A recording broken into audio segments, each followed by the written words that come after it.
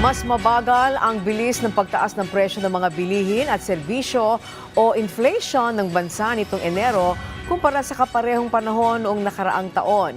Ito'y batay sa pinakahuling ulat ng Philippine Statistics Authority kung saan lumabas din na bumagal pa ang inflation pagdating sa pagkain. Si Denise Osorio sa sentro ng balita. Mas mura nang magluto ng baon kaysa bumili ng rice meal sa labas nitong nakaraang January 2026 matapos bumaba ang presyo ng ilang pangunahing sangkap, lalo na ang gulay, isda at iba pang seafoods.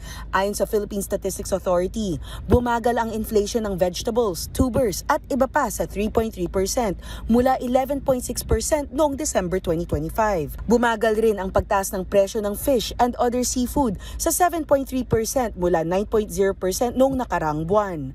Paliwanag ng PSA, nag-normalize na ang supply ng gulay matapos humupa ang epekto ng mga nakaraang bagyo, pagbaha at pag-uulan.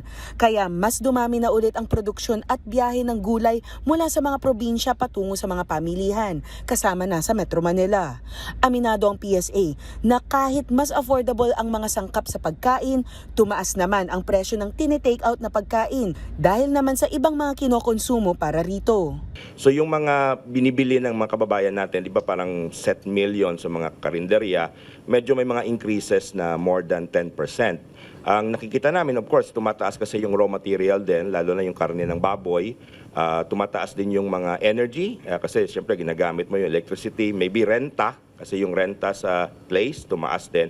Plus maybe yung wages. Dagdag ni Mapa, kahit na mas mahal na ang pagkain sa labas, posibleng mas marami sa ating mga kababayan ang mas pinipiling bumili na lang ng lutong pagkain kaysa sa magluto ng pansarili dahil sa kakulangan ng oras. Tulad ni Rondel Raimundo at Marjon Florita na araw-araw bumibili ng pananghalian sa karinderya. Yung time, hindi mo pwedeng bili ng kahit anong halaga yun eh. Kaya yun, kahit papano, na gumagastos kami pero nakakatipid kami sa oras. Maliban sa oras, mas convenient din ito para sa kanila dahil iisang budget lang ang kailangan nilang isiping ilaan, 500 to 750 pesos kada linggo para sa pagkain. Hindi na nila kailangan isipin ang iba pang gastusin tulad ng LPG at presyo ng mga bilihin sa merkado. Hindi po makasikaso. Solo lang po ako sa bahay. Sa lunch lang po, mahigit 100 din po. Kapag kasama merienda, 150. Sa isang araw po yun? Opo. Makakatipid pa rin ang mga pamilya kung magluluto at magbabaon na lang ng pagkain mula sa bahay. Denise Osorio, para sa Pambansang TV, sa Bagong Pilipinas.